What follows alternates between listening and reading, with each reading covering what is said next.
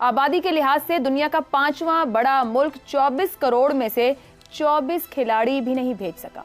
पाकिस्तान 25 करोड़ आबादी का मुल्क है, लेकिन हमने देखा कि वहां से सिर्फ 7, जी हां, सिर्फ 7 एथलीट्स ने हिस्सा लिया। अमेरिका, अफ्रीका समेत दुनिया के बहुत से तरक्की पजीर ममालिक के खिलाड़ियों की तादाद भी पाकिस्तान से ज्यादा है।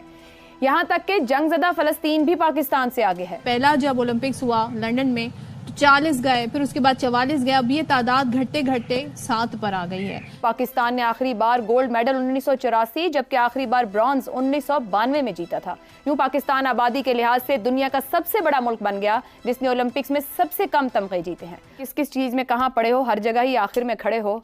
जरा इस पे रोशनी डालें कि आखिर खेल तो खेल है, हम खेल में भी कहीं नहीं है। मेरा सवाल ये है कि 26 लोग अगर इसमें स्विमिंग में हिस्सा ले रहे हैं 200 मीटर में, हाँ। अगर मैं तैरते तैरते 1 घंटे बाद भी पहुंचूंगा तो फिर भी मेरा नंबर 26वां ही होगा ना, हाँ। तो फिर तो मैं भी पार्टिसिपेट कर सकता हूँ। 1 टन स्क्रैप 1 तोला सोने के बराबर नहीं है, ये स्क्रैप है सारा। 24 करोड़ के मुल्क से सिर्फ 7 खिलाड़ी और वहां भी करीबन बाहर हो गए हैं। भारत में देखें, उन्होंने सारे खेलों को एक ही स्टेटस दे दिया और वहां पर पूरा फोकस होता है कि किस तरीके से उन्होंने ग्रूम करना है। जय हिंद दोस्तों, स्वागत है एक और वीडियो में। दोस्तों, पाकिस्तानी खिलाड़ियों ने पेरिस ओलंपिक में पाकिस्तान का नाम डुबा के रख दिया है। सारे खिलाड़ियों को मुंह की खानी पड़ी है। सब के सब जो है पहले ही राउंड में बाहर हो गए हैं। किसी ने भी अच्छा परफॉर्म नहीं किया है। 25 करोड़ की आबादी में से पहली बात तो यह है कि सिर्फ 7 ही खिलाड़ी मिले इन लोगों को भेजने के लिए। देखने को तो इतना बड़ा आबादी वाला मुल्क है 25 करोड़, और लोग कितने गए हैं खेलने वाले? सिर्फ 7। उसमें भी सारे के सारे जो है पहले ही राउंड में पलीदी मार गए हैं, ठीक है, और लगभग बाहर हो गए हैं। अब ये लोग बैठ के बातें कर रहे हैं कि भाई ऐसा क्यों हो रहा है। तो भाई ऐसा क्यों नहीं होगा। पैसे लेके सेलेक्ट करोगे, अपने रिश्तेदारों को सेलेक्ट करोगे, टैलेंट के बेस पर सिलेक्शन नहीं करोगे तो क्या होगा? यही होगा ना। तो चलिए वीडियो में बढ़ते हैं आगे और देखते हैं वीडियो को और लेते हैं मज़ा। और हमारे जो स्विमर हैं जो आखिरी नंबर पे पहुंचे हैं, तो जाहिर है कि उन्होंने कुछ एफर्ट तो किया होगा, लेकिन मैंने सदफ से पूछा और आपसे भी पूछ रहा हूं कि अगर मैं 1 घंटे बाद भी 200 मीटर में पहुंचता तो तब भी मेरा नंबर आखिरी होता ना, कोई चेंज तो नहीं कर सकता था उसे। जाहिर है अब आप इस चीज़ पे यही बातें कर सकते हैं हम, जिस तरह की बुरी परफॉर्मेंस है, जिस तरह के रिजल्ट्स आ रहे हैं। देखें, अभी हम सब ये बातें कर रहे हैं, 240 मिलियन लोगों पे 7 एथलीट्स हमें रिप्रेजेंट करते हैं। 11 ऑफिशियल उनके साथ जाते हैं, क्योंकि पेरिस में घूमने फिरने में, तस्वीरें खिंचाने में उनको भी मजा आएगा। मैं सिर्फ एक एग्जाम्पल देने के लिए आपको ये बता रहा हूँ कि खुशहाल मुल्कों का दस्ता कैसा होता है। ऑस्ट्रेलिया में 26 मिलियन की आबादी है और 460 का स्क्वाड है, और न्यूजीलैंड में सिर्फ 5.1 मिलियन। हम लोग तो मजाक से कहते हैं ना, जो कि हकीकत है, हम लोग बार बार कहते हैं कि भेड़े ज्यादा है इंसान कम है, यानी शीप्स ज्यादा है, वहाँ पे इंसान कम है। 5.1 मिलियन की आबादी पे 195 का स्क्वाड किया है, और यहाँ 240 मिलियन पे 7 एथलीट्स, जिसमें आपने खुद ही बता दिया कि गुलफाम जो है उन्होंने तो वो परफॉर्मेंस भी नहीं दी जो पिछले ओलंपिक में दी थी। 10 मीटर एयर पिस्टल में वो 22वें नंबर पे आए, कशमाला 31वें नंबर पे आई, जोड़ी इनकी 14वें नंबर पे आई, इंडियन जोड़ी जो है वो 3रे नंबर पे आई है।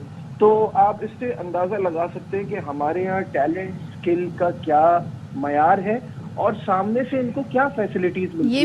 कल मेरी रजी अहमद साहब से बात हुई है, जो सेक्रेटरी हैं राइफल एसोसिएशन के।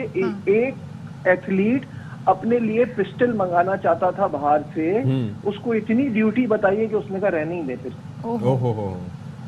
तो फेडरेशन का दायरा इस पे रोल बनता है, इस पे सवाल भी करेंगे। समीउल्लाह साहब ने हमें ज्वाइन कर लिया। Thank you so much sir for joining us और गुड मॉर्निंग। पहले तो जाहिर है हमारी जो एथलीट्स गए, हम तो ये बता रहे हैं कि 90s की बात कर लें, जब जाते थे हमारे, पहला जब ओलंपिक्स हुआ लंदन में तो 40 गए, फिर उसके बाद 44 गए, अब ये तादाद घटते घटते 7 पर आ गई है। ये जो एक तनज़्ज़ुली है, इसकी वजह आप क्या देखते हैं? दूसरा, हमारी तो हॉकी टीम भी क्वालिफाई नहीं कर सकी, लेकिन आप ओवरऑल इसका क्या तज्जिया करेंगे?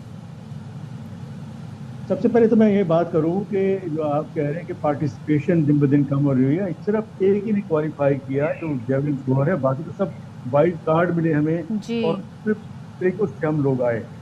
तो इंटरनेशनल ओलंपिक कमेटी ये कहती है कि इन ममालिक में ये स्पोर्ट्स बेहतर होती रहे ताकि एक इंसेंटिव हो, वरना इन जो हमारे खिलाड़ी गए इन इदारों का विद इन एशिया इतना नंबर नहीं है, लेकिन मुझे ये खुशी, चलो कम से कम ओलंपियन हो गए और अल्लाह करे आइंदा जाएं तो और बेहतर करें, या एशियन गेम जब 2 साल बाद आए तो इसी परफॉर्मेंस पे वो बेहतर खेल पेश करें। फिर आपने फरमाया कि हॉकी का, तो हॉकी ये तीसरा ओलंपिक गेम्स है। सबसे पहले ब्राज़ील में हुआ, फिर टोक्यो में हुआ, फिर यहाँ अभी हो रहा है। तो पाकिस्तान हॉकी के जो ओवरऑल हालात हैं वो इतने बेहतर नहीं हैं। पाकिस्तान हॉकी जो किसी वक्त वर्ल्ड चैंपियन और ओलंपिक चैंपियन था, आज दुनिया की रैंकिंग के अंदर 16वें नंबर पे है, 16th पोजीशन। तो इससे आप उसका अंदाजा लगा लें कि गिरावट है तो कहाँ तक की गिरावट है। शायद 16वें के बाद और कोई शायद कौम खेलती नहीं है, इसलिए वरना हम वहाँ बैठे होते।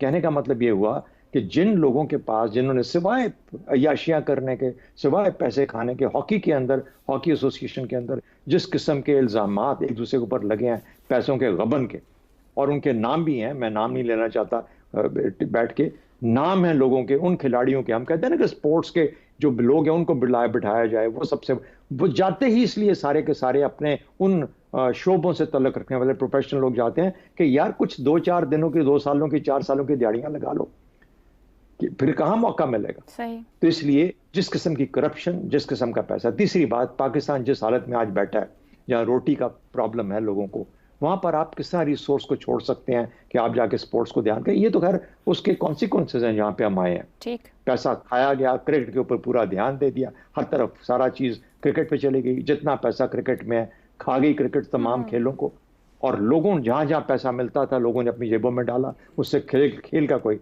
बाकी 1000 चीजें हैं मेरे ख्याल में इसके ऊपर, अगर खेलों के ऊपर तो एक पूरे का पूरा आप प्रोग्राम भी करें तो शायद कम पड़े। लेकिन बहरहाल ये तमाम चीजें मिलके पाकिस्तान आज उस मुकाम पे पहुंचा जहां पर हम खड़े हैं। और पाकिस्तान की आबादी जी 25 करोड़ है, हमारे दस्ते में सिर्फ 7 लोग थे।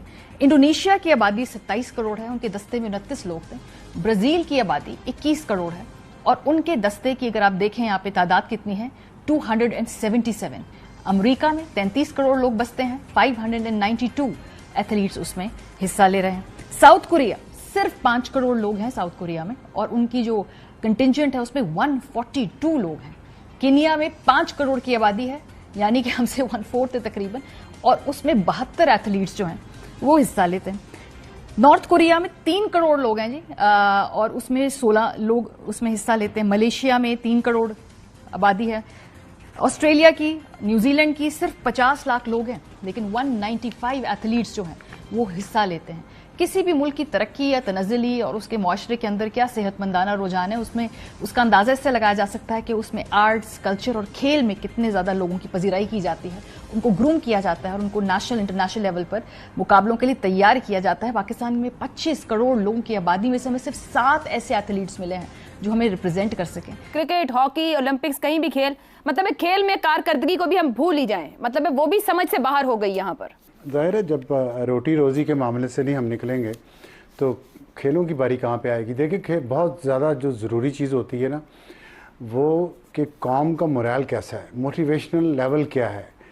तो हम एक डिप्रेस कौम मेरा ख्याल बन चुके हैं पिछले कई सालों से, और उसकी वजूहात में मैं नहीं जाना चाहता। तो उस वजह से जो डिप्रेशन है हमारे यहाँ, उससे क्रिएटिविटी, आर्ट, स्पोर्ट्स, कल्चर, ये चीज़ें मुमकिन ही नहीं है।